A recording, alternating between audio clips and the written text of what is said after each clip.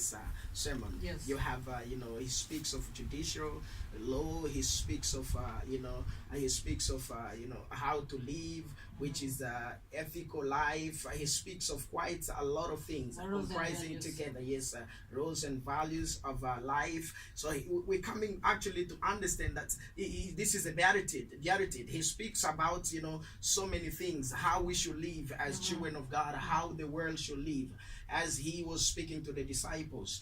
Now here we're looking at Matthew chapter 5 and verse 21, which he says, you have heard that our ancestors were told, you must not murder. Yeah. What does that mean when he says you must not murder?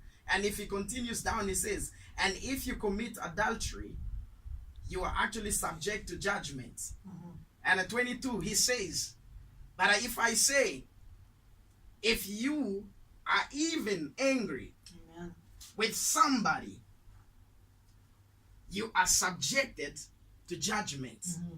Now he continues again to speak of saying, if you also call someone an idiot, oh my God, undermine them. If you undermine them, that's it, undermining them. It's wrong.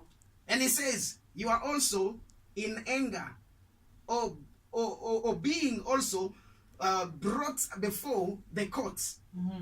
You see, there are so much that Jesus is speaking about here. And he says again, if you curse someone, yes, you are also in anger of the fire on hell. This is a different kind of vision that we're reading here. But 23 says, so if you are preaching, if you are presenting a sacrifice on the altar, you need to understand one thing. It says again, if you're presenting the sacrifice on the altar or in the temple, you suddenly remember that someone has committing, an offense towards you. Yeah. You need to understand that before you do that, you have to go back first and fix whatever problem that you have with somebody. Then you can come and offer. 24 also speaks quite profound here. We speak saying, leave your sacrifice that you were supposed to give on the altar, then go to reconcile with a person that you have a problem with.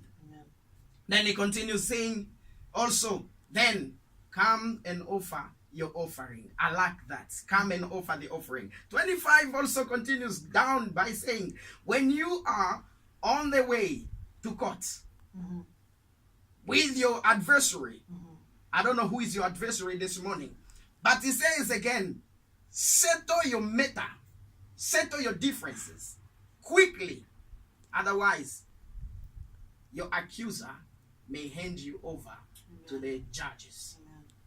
Who will hand you over the judges?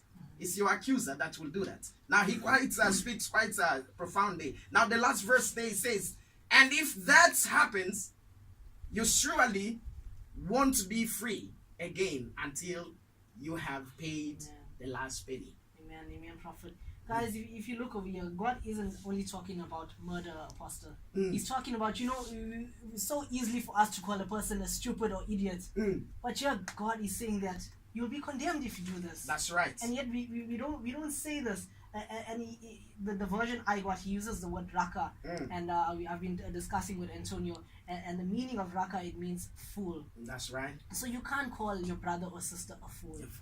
It's right. wrong. You cannot undermine a person, because you'll be brought to judgment. And then he goes on to say, like you just said, that before you bring your offering, before you go in front in church and actually lift up your hands and give God your offerings, your offerings and your praise and your worship, you need to ask God for forgiveness. Amen.